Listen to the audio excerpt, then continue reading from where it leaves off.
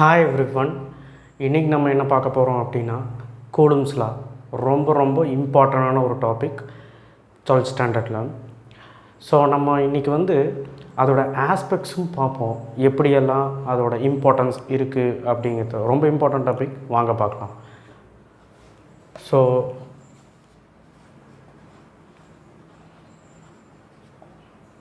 Coulomb's லா. So Coulomb's லா என்ன சொல்லுது அப்படின்னா, F Q1 Q2 divided by R². இது மட்டும் நீங்கள் தெரிஞ்சுக்கோங்க, ரைட்? அண்ட் தென் இப்போ பார்த்திங்கன்னா the force of attraction or repulsion ரெண்டுமே நடக்கும். ஏன்னா point charge minus plus. Force of attraction or repulsion, electrostatic force of attraction or repulsion is directly proportional to product of their charges and inversely proportional to square of distance between them. அப்படின்னா என்ன? இப்போ பாருங்கள், இப்போது ஆஸ்பெக்ட்ஸில் first பாயிண்ட்டே நம்ம என்னென்னா law எழுதிருங்க ஆஸ்பெக்ட்ஸில். Okay, right? ஸோ ஃபஸ்ட்டு பாயிண்ட்லேயே நம்ம லா எழுதிடலாம். என்ன எழுதுகிறோம்? the electrostatic force of attraction or repulsion between 2 point charges is directly proportional to 2 point charges, product of the 2 point charges and inversely proportional to square of distance between them. திரும்ப சொல்கிறேன், the electrostatic force is directly proportional to product of the 2 point charges and inversely proportional to square of distance between them. இது நீங்கள் கரெக்டாக எழுதினீங்கன்னா அந்த லா கண்டிப்பாக கேட்க வாய்ப்பு இருக்குது. ஓகேங்களா? அடுத்து செகண்ட் ஆஸ்பெக்ட்ஸ் என்ன சொல்கிறாங்க அப்படிங்கிறது ரொம்ப இம்பார்ட்டண்டான ஒரு ஆஸ்பெக்ட்ஸு, பார்த்துக்கோங்க. இப்போது ஒரு சார்ஜ் இருக்குது, ஓகேங்களா? இங்கே ஒரு சார்ஜ் இருக்குதுன்னு வச்சுக்கலாம். ஸோ இங்கே பார்த்திங்கன்னா இது Q1, இது Q2ன்னு வச்சுக்கலாம். ஓகேங்களா? ஸோ அப்போது இதனுடைய ஃபோர்ஸ் ஒன்று கொடுப்போம். ஓகேங்களா? ஃபோர்ஸ் நான் இந்த டைரெக்ஷனில் கொடுக்குறேன், அதாவது ஃபோர்ஸ் Q2 கொடுக்குறேன். இந்த force on Q2 exerted by Q1, அதாவது இப்படி கொடுக்குறேன். இப்போ இதனுடைய டிஸ்டன்ஸ் Rன்னு எடுத்துக்கிறேன். Okay, right? அப்போது இந்த டிஸ்டன்ஸ் நான் ஒரு வெக்டர் ஃபார்மில் ஒரு ஃபோர்ஸ் சொன்னேன்னா என்ன சொல்லணும்னா F21 அப்படின்னு எடுத்துக்கிறேன். Okay, right? F21னா ஃபோர்ஸ் ரெண்டில் எக்ஸர்ட் ஆகுது. ஃபோர்ஸ் எதில் அப்ளை ஆகுது? Q2ல் அப்ளை ஆகுது, எக்ஸர்டட் பை Q1, அதாவது இப்படி போகுது. Okay, right? அப்போ F21ங்கிற ஃபோர்ஸ் இப்படி போகுது. ஸோ அப்போ யூனிட் வெக்டார் எப்படி இருக்கும்? 1 2, ஏன்னா டிஸ்டன்ஸ் இதுக்கு தானே, புரிஞ்சுக்கணும். ஸோ அப்போ வெக்டர் ஃபார்மில் கூலும்ஸ் லா எழுத சொன்னால் எப்படி எழுதலாம்? F12 is equal to okay K directly proportional போகணுன்னா நம்ம கான்ஸ்டன்ட் ப்ரொபோர்ஷனலிட்டி சேர்த்தணும். ஓகேவா? K and Q1 Q2 divided by R². இந்த மாதிரி ஃபார்முலா எழுதிக்கணும். இப்போது இங்கே யூனிட் வெக்டார் ஆட் பண்ணணும். இந்த யூனிட் வெக்டார், அதாவது விச் மீன்ஸ் R². யூனிட் வெக்டார்னால் 1ன்னு அர்த்தம். அப்போ R² நான் இங்கே இன்க்ளூட் பண்ணுறேன், அவ்வளோதான். Okay, right? இங்கே ஃபோர்ஸ் 21 எழுதிக்கோங்க. Sorry, force 21. ஓகே, இதுவே எப்படி ஃபோர்ஸ் இப்போ நான் Q2ல் அப்ளை பண்ணேன். The force on Q2, force on Q2 by Q2 exerted by Q1 அப்படின்னு பார்த்தேன். இப்போது நான் force on Q1 exerted by Q2 அப்படி ஆப்போசிட்டில் நான் பார்க்க போகிறேன். இப்போ ஆப்போசிட்டில் பார்த்தோம்னா, அதாவது நான் இப்படி ஃபஸ்ட்டு எடுத்தேன், இப்போ நான் இப்படி எடுக்கிறேன். ஓகேங்களா? ரைட்? அப்போது ஃபோர்ஸ் பார்த்திங்கன்னா F12 அப்படின்னு எடுத்துக்கலாம். இது K Q1 Q2 divide by R². இப்போது இந்த R12 நம்ம R21 சேஞ்ச் பண்ணிக்கலாம். Okay, right? அப்போ R21ன்னு சேஞ்ச் பண்ணால் இந்த R21 நம்ம இப்படியும் எழுதிக்கலாம். எப்படின்னா ரிவர்ஸில் வர்றனால -R²12. இந்த R12 ரிவர்ஸில் வர்றனால -R1 R2. சரிங்களா, R12. அப்போது இங்கே அப்ளை பண்ணிக்கலாம். அப்போ என்ன வரும், ஃபோர்ஸ் வெக்டார் சிம்பிள் போடுங்க. ஃபோர்ஸ் என்ன வரும், K Q1 Q2/R², சரிங்களா, மைனஸ் சரிங்களா R12. ஓகேங்களா, ரைட். ஸோ இதுலேருந்து நமக்கு என்ன ஒன்று புரியுது அப்படின்னா, இந்த ஆஸ்பெக்ட்ஸில் இன்னொரு பாயிண்ட் தனியாக எழுதியிருப்பாங்க, நியூட்டன்ஸ் தேர்டில் ஒபே பண்ணுது அப்படின்னு. அது நீங்கள் இங்கே கூட சொல்லிக்கலாம். Okay, right. இந்த டெரிவேஷன் சிம்பிளாக போட்டு காட்டிட்டு இங்கேயே சொல்லிடுங்க.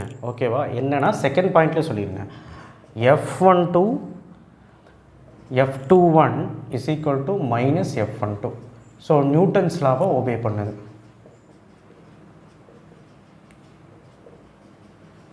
Okay, right. உங்களுக்கு சிம்பிளாக இது புரிஞ்சிருக்கும்னு நினைக்கிறேன். ஆஸ்பெக்ட்ஸ் 2, அதாவது செகண்ட் இம்பார்ட்டன்ஸ் உங்களுக்கு புரிஞ்சிருக்கும்னு நினைக்கிறேன். ஃபோர்ஸ் வந்து Q2வில் கொடுக்கறதுனால இப்படி போகுது. ஸோ ஃபோர்ஸ் 2-1 எடுத்துக்கிறோம். அப்போ டிஸ்டன்ஸ் வந்து R12 வெக்டார் ஃபார்மில், விச் மீன்ஸ் யூனிட் வெக்டார். அதுவே ஆப்போசிட்டில் எடுத்தால் இந்த மாதிரி இருக்கும். ஸோ நியூட்டன்ஸில் ஒபே ஆகும். இது நீங்கள் சிம்பிளாக எழுதி வச்சுக்கோங்க. அடுத்தது நம்ம பார்க்க போகிறது தேர்ட் ஆஸ்பெக்ட்ஸ், ரொம்ப ரொம்ப இம்பார்ட்டன்ட் ஆஸ்பெக்ட்ஸ். ஓகேவா, ரைட். இப்போது தேர்ட் ஆஸ்பெக்ட்ஸில் ரொம்ப இம்பார்ட்டண்ட்டாக நான் சொல்ல போனோம் அப்படின்னா, உங்களுக்கு இங்கே கேன்னு யூஸ் பண்ணியிருக்கீங்க. அந்த கே வந்து 1/4πε0ன்னு சொல்லுவாங்க, விச் மீன்ஸ் கான்ஸ்டன்ட் வேல்யூ. இப்போ இந்த 1/4πε0 நான் கேல்குலேட் பண்ணால் என்ன ஆகுனா 9 × 10⁻⁹ நியூட்டன் மீட்டர் ஸ்கொயர் C−2 அப்படின்னு கிடைக்கும். இது வந்து யூனிட்டு ஞாபகம் வச்சுக்கணும். ஸோ இந்த வேல்யூ கிடச்சிருக்கு. இப்போ நம்ம வந்து ε0னா என்னென்னு பார்க்கலாம். ஓகேங்களா, இந்த கான்ஸ்டன்ட் வேல்யூ நான் போட்டிருக்கேன். ஓகேங்களா, இப்போ ε0னா என்னென்னு தனியாக கண்டுபிடிக்கலாம். ε0 எப்படி கொண்டு போகிறேன், அப்போது 1/4πk. இதை நம்ம வந்து சால்வ் பண்ணணும் அப்படின்னா ரொம்ப சிம்பிள். 8.854 × 10⁻⁻12 ε0ஓட வேல்யூ. ε0னா என்னென்னு நான் சொல்கிறேன், C² நியூட்டன் இன்வர்ஸ் m2. ஓகேங்களா, ரைட். ஓகேங்களா, ஸோ நமக்கு வந்து என்ன ஆகுது அப்படிங்கிறது தெரியுது. C−2 n−1 m². இந்த மாதிரி யூனிட் நீங்கள் வந்து ஞாபகம் வச்சுக்கணும். Okay, right. ε0னா என்னென்னா free space, permittivity in free space, permittivity in free space. Okay, right. Permittivity in space. பெர்மிட்டிவிட்டினா என்ன, இதுக்கு இந்த சார்ஜுக்கு நடுவில் கொடுக்கக்கூடிய பர்மிட் லெவல் தான் பெர்மிட்டிவிட்டி. இது வந்து எந்த மீடியத்தில் கொடுக்குறோங்கிறதா மேட்ரு. எந்த மீடியத்தில் கொடுக்குறோன்னா ஃப்ரீ ஸ்பேஸில் கொடுக்கும்போது ε0. ஒரு மீடியம்னா நம்ம அதுக்கு தனியாக பார்க்கலாம். Okay, right. இப்போது இது வந்து 1, 2, 3 தேர்ட் ஆஸ்பெக்ட்ஸ். ரொம்ப சிம்பிளாக இந்த ஈக்குவேஷன் அவங்க போட்டு காட்டினீங்கன்னா அவங்களுக்கு ஈஸியாக கன்வே ஆகிடும். ஸோ 3 ஆஸ்பெக்ட்ஸ் பார்த்தாச்சு. ஸோ 4வது ஆஸ்பெக்ட்ஸ் பார்க்குறதுக்கு முன்னாடி பெர்மிட்டிவிட்டி ஆஃப் ஃப்ரீ ஸ்பேஸ் அப்படின்னா என்னென்னு உங்களுக்கு தெரிஞ்சிருக்கும். Which is permittivity level for the point charges. Okay, any medium, free ஸ்பேஸாக இருக்கலாம், மீடியமாக இருக்கலாம். மீடியத்துக்கு நம்ம தனியாக பார்ப்போம். Okay, right.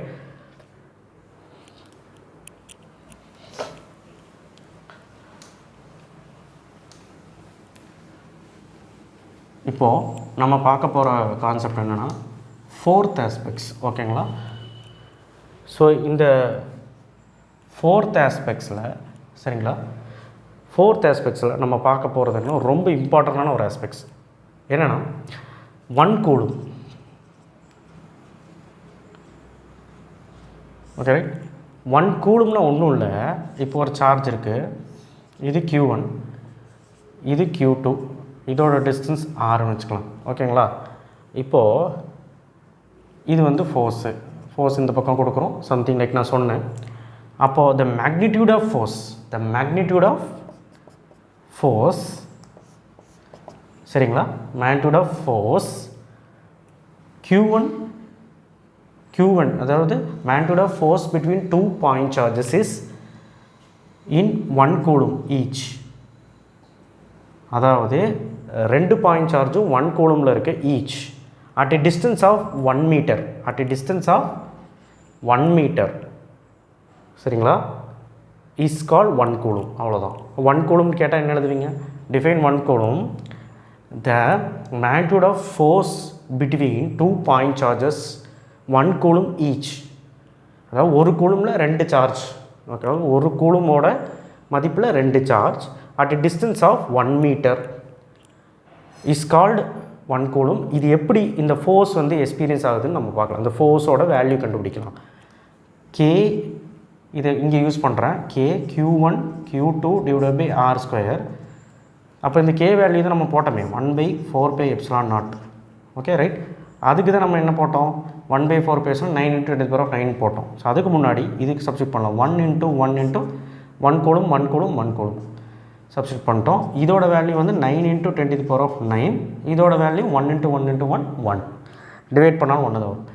அப்போது த மேக்னிடியூட் ஆஃப் ஃபோர்ஸ் நமக்கு என்ன கிடச்சிது? 9 × 10⁹. ஓகேவா? அப்போ ஃபோர்ஸோட மேக்னிடியூட் 9 நியூட்டன் அப்படின்னு நமக்கு வந்து இங்கே கிடச்சிது. இது வந்து 1 கூலுமோட ஆஸ்பெக்ட்ஸ். ஓகேங்களா? ரொம்ப இம்பார்ட்டண்டான ஒரு 2 மார்க். அண்ட் தென் இப்போது இது வந்து ரியல் லைஃப்பில் யூஸ் பண்ண முடியுமா அப்படின்னு கேட்டிங்கன்னா முடியவே முடியாது. ஏன்னா 9 × 10⁹ வந்து பார்த்திங்கன்னா, ஓகேங்களா, 9ங்கிறது வந்து பார்த்திங்கன்னா 1 டன், 1 மில்லியன் டன்னுக்கு உட்பானது. ஓகேவா?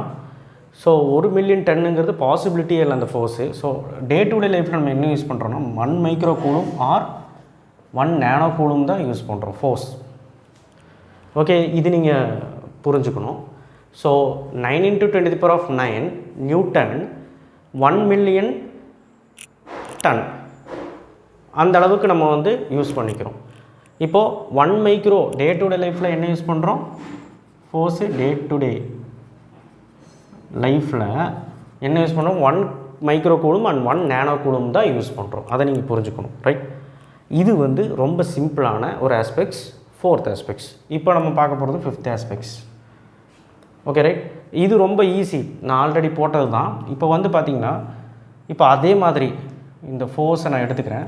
Force is equal to vector ஃபார்மில் எடுத்துக்கிறேன். ஃபோர்ஸ் 2 1 வழக்கமாக நம்ம ஃபஸ்ட்டே பார்த்தது 2nd ஆஸ்பெக்ட்ஸில். ஸோ என்ன பண்ணுறோம் அப்படின்னா, K Q1 Q2 divided by R square R cap 1 2 இது நம்ம வழக்கமாக போடுறது தான். ஸோ இந்த கேவோட வேல்யூ என்ன போடுறோம்? F21 is equal to 1/4πε0 Q1 Q2 divided by R square R cap 1 2 அப்படின்னு நம்ம சொல்கிறோம். ஓகே, இப்போது இதில் வந்து பார்த்திங்கன்னா இது வந்து ε0க்கு என்ன குறிக்குதுன்னா ஃபார் ஃப்ரீ ஸ்பேஸ். ஃப்ரீ ஸ்பேஸுக்கு எலக்ட்ரோஸ்டாட்டிக்ஸ் ஃபோர்ஸ் பார்க்கும்போது இப்படி இருக்குது. ஓகே, ε0 என்ன பார்த்தோம், அதோட மதிப்பும் பார்த்தோம். Okay right. இப்போது மீடியத்துக்கு பார்ப்போம். மீடியத்துக்கு பார்க்கும்போது F vector 21 is equal to 1/πε.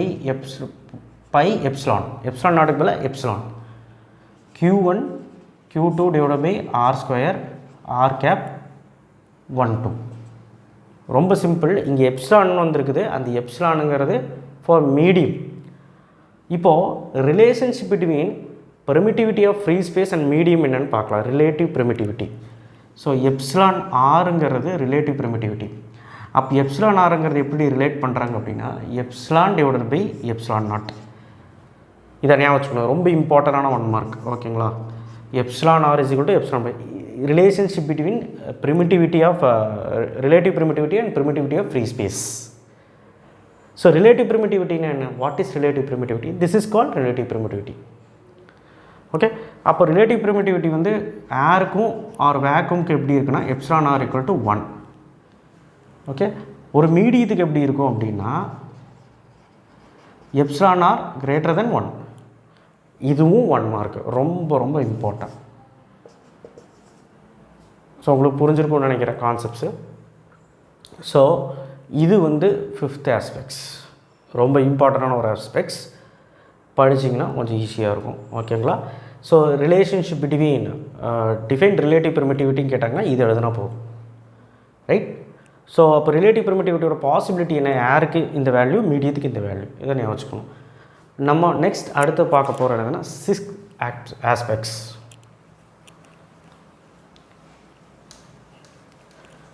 So நம்ம இப்போ 6th ஆஸ்பெக்ட்ஸ் பார்க்க போகிறோம்.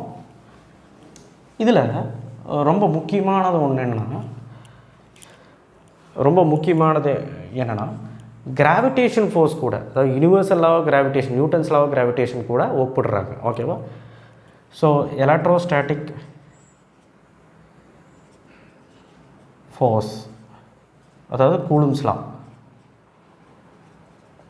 Okay right. அடுத்தது கிராவிடேஷனல் ஃபோர்ஸ்,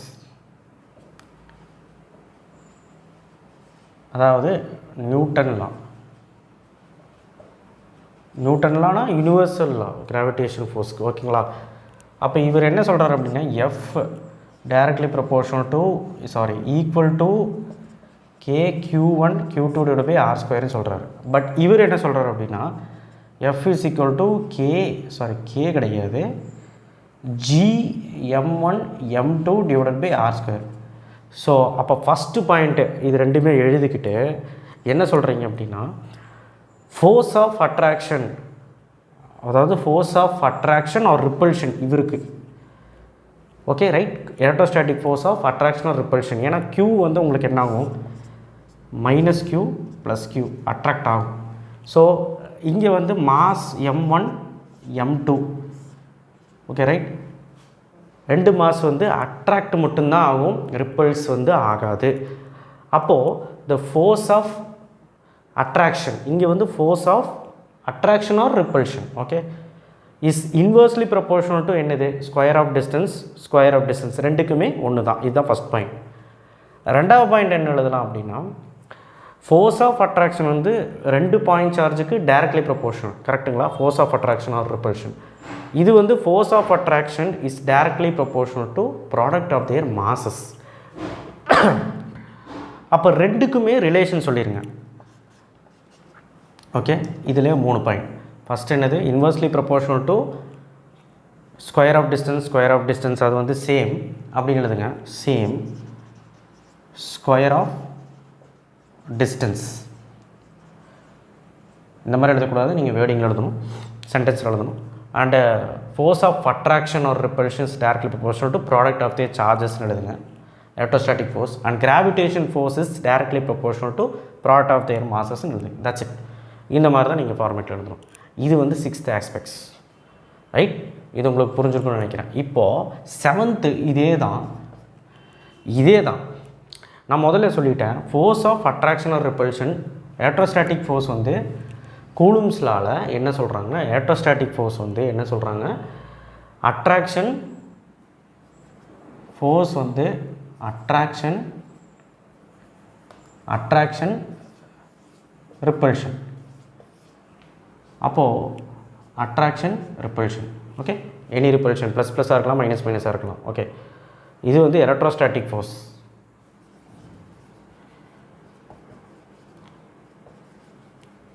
ஓகே, அதுவே கிராவிடேஷன் ஃபோர்ஸ்னால், அதாவது நியூட்டன்ஸ் லா ஆஃப் கிராவிடேஷன், அதுக்கு வந்து என்னென்னா ஃபோர்ஸ் வந்து அட்ராக்ட் மட்டும்தான். Okay right. இதுதான் அந்த difference.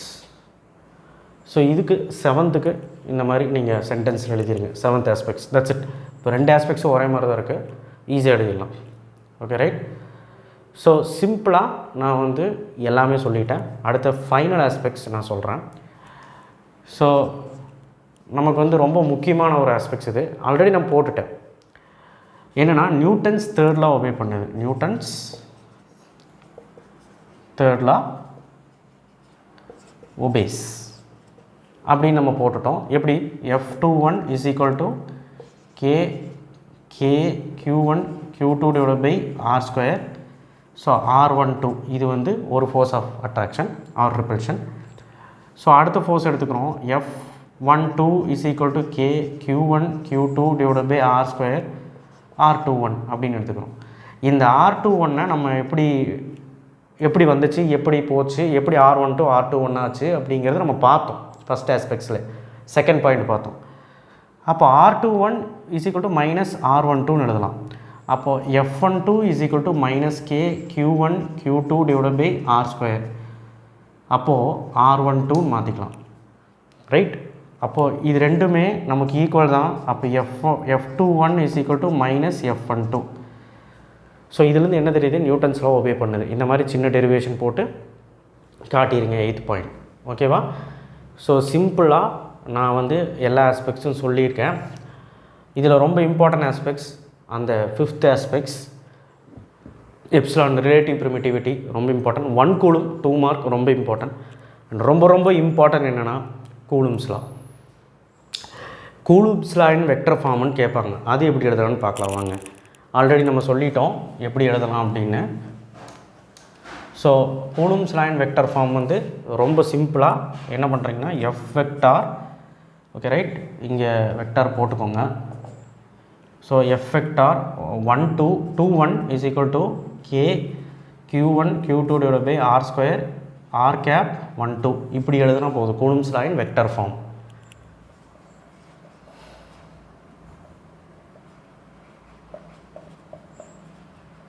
Coulomb's law in vector form அப்படின்னு நீங்கள் எழுதுனீங்கன்னா போதும், ரைட். அப்போது அதோட டேர்ம்ஸ் எல்லாம் ஐடென்டிஃபை பண்ண சொல்கிறாங்க, ஹைலைட் பண்ண சொல்கிறாங்க. Q1 Q2னா 2 பாயிண்ட் சார்ஜஸ், Rனா டிஸ்டன்ஸ். ஸோ தட்ஸ் இட், அவ்வளோதான், முடிஞ்சு போச்சு. ஸோ அது வரைஞ்சு காமிச்சிருங்க. Plus minus Q1 Q2 same தான். அப்போ F vector 21 R cap 12.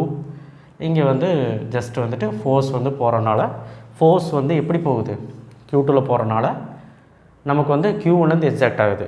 Exact ஆகிறனால நமக்கு இந்த வெக்டர் ஃபார்ம் வருது. So Coulomb's law in vector form book back question கண்டிப்பாக கேட்பாங்க.